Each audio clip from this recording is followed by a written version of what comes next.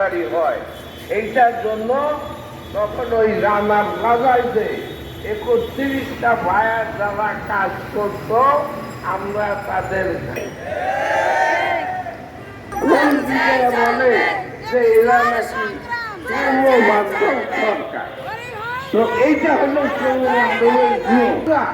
যারা trade union করি, trade union নেতা বলে আমাদের যাদের পরিচয়, আমরা এখনো আপনাদের সমাধান করে দিতে পারি নাই। এইটা আমি আপনাদের কাছে প্রথমেই ক্ষমা চাচ্ছি, লজ্জা বোধ করছি। আর আপনারা যে দীর্ঘদিন যাবৎ ওই কারখানা থেকে শুরু কইরা কারখানার গেটে এরপরে ঢাকা এসা ওই শ্রম ভবন এবং প্রেস ক্লাবের সামনে আজকে আপনারা যে ধারাবাহিকভাবে আন্দোলন সংগ্রাম চালিয়ে যাচ্ছেন, কখনো মুড়ি খেয়ে কখনো ডাক ভাত খেয়ে, আপনাদেরকে ধন্যবাদ জানাই এবং কৃতজ্ঞতা জানাই। সংগ্রাম আপনাদেরকে যারা গাইড করতেছেন, যারা নেতৃত্ব দিতেছেন, যারা আপনাদের সাথে আছেন সবসময়, আমাদের ইদ্রিস ভাই, আমাদের কাজী রুহুল আমিন সহ যারা আছেন, আমি দীর্ঘদিন যাবৎ চিনি তাকে। জায়গায় সঠিক নেতৃত্বে আপনারা আন্দোলন করতেছেন, কোনো এইখানে বিভ্রান্ত হওয়ার বা বিভ্রান্তি ছড়ানোর কোনো সুযোগ নাই এবং আপনাদের আন্দোলন সফল হবেই এবং হবে। শিখব, আগে আমাদের দেশে ব্রিটিশ আমলে জমিদারি প্রথা ছিল, জমিদার তাদের উদ্দিন নাজির ছিল আর তাদের লাঠিয়াল বাহিনী ছিল।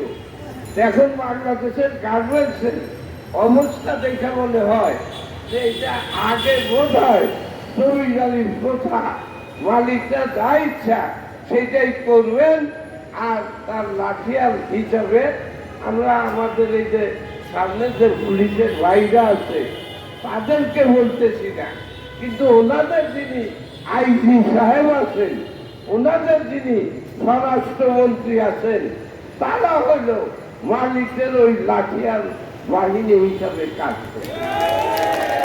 এই বেদম মালিক শ্রমিকদেরকে টাকা দেয় না, কারখানা বন্ধ, শ্রমিকরা রাস্তায় রাস্তায় ঘুরছে, কারখানার গেটে ধর্মঘট করেছে, মিছিল করেছে, শ্রম ভবন অবরোধ করেছে।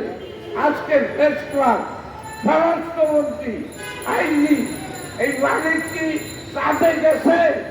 এই মালিক তো বন্ধ করেছে, তাকে ঘাট